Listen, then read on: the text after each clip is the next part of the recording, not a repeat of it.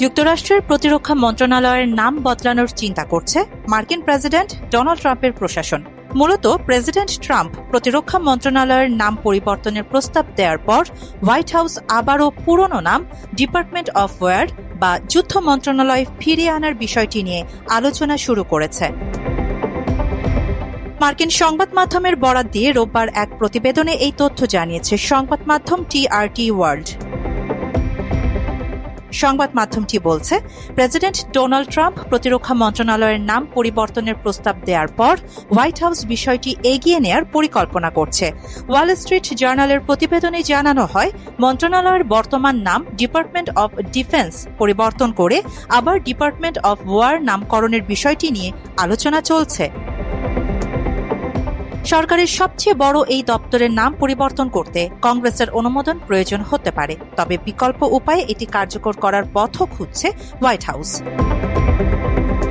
ফ্লোরিডার রিপাবলিকান প্রতিনিধি Greg stoop এই পরিবর্তনের পক্ষে বার্ষিক প্রতিরক্ষা নীতিমালা বিলের একটি সংশোধনী দাখিল করেছেন, যা প্রমাণ করে কংগ্রেসের রিপাবলিকানদের মধ্যেও এই ধারণার প্রতি সমর্থন রয়েছে।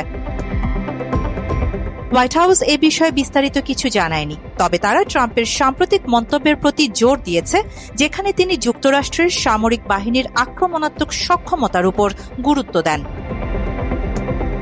হোয়াইট হাউসের মুখপাত্র আনা কেলি বলেন, প্রেসিডেন্ট ট্রাম্প যেমন বলেছেন, যুক্তরাষ্ট্রের সামরিক বাহিনী শুধু প্রতিরক্ষায় নয়, আক্রমণাত্মক সক্ষমতার দিকেও মনোযোগী হওয়া উচিত। এ কারণেই তিনি পেন্টাগনে ডিইআই মতাদর্শের পরিবর্তে যুদ্ধের জন্য প্রস্তুত সৈন্যদের অগ্রাধিকার দিচ্ছেন। মাত্র 30% টাকায় জমির মালিক হয়ে নতুন বাংলাদেশের গড়ে তোলার স্বপ্ন দেখা বাংলা বসতি। এর আগে গত সোমবার ওভাল অফিসে সাংবাদিকদের সঙ্গে আলাপকালে ট্রাম্প বলেন, প্রতিরক্ষা মন্ত্রণালয়ের নাম পরিবর্তন করে ওয়ার ডিপার্টমেন্ট রাখা হলে এটি আরও শক্তিশালী শোনায়। তার ভাষায়, আগে একে ডিপার্টমেন্ট অব ওয়ার বলা হতো এবং তা আরও শক্তিশালী শোনাত। প্রতিরক্ষা চাই, তবে আক্রমণও চাই। যখন এটি ডিপার্টমেন্ট অব ওয়ার ছিল, তখন যুক্তরাষ্ট্র সব যুদ্ধে জয়ী হয়েছে। ট্রাম্প আবার সেই অবস্থায় ফিরে যেতে চান। যুক্তরাষ্ট্রের ডিপার্টমেন্ট অব ওয়ার ধাপে ধাপে পরিবর্তিত হয়ে ডিপার্টমেন্ট অব ডিফেন্স হয়। 1947 সালের ন্যাশনাল সিকিউরিটি অ্যাক্ট সেনাবাহিনী, নৌবাহিনী এবং বিমান বাহিনীকে একীভূত করে ন্যাশনাল মিলিটারি এস্টাবলিশমেন্ট গঠন করে। পরবর্তীতে 1949 সালে আইনের সংশোধনের মাধ্যমে আনুষ্ঠানিকভাবে ডিপার্টমেন্ট অব ডিফেন্স নাম চালু হয়, যা এখনও বহাল আছে। ট্রাম্প ও প্রতিরক্ষা মন্ত্রী পিট হেগসেথ সম্প্রতি সামরিক বাহিনীর আরও আক্রমণাত্মক ভাবমূর্তি প্রতিষ্ঠায় কাজ করছেন।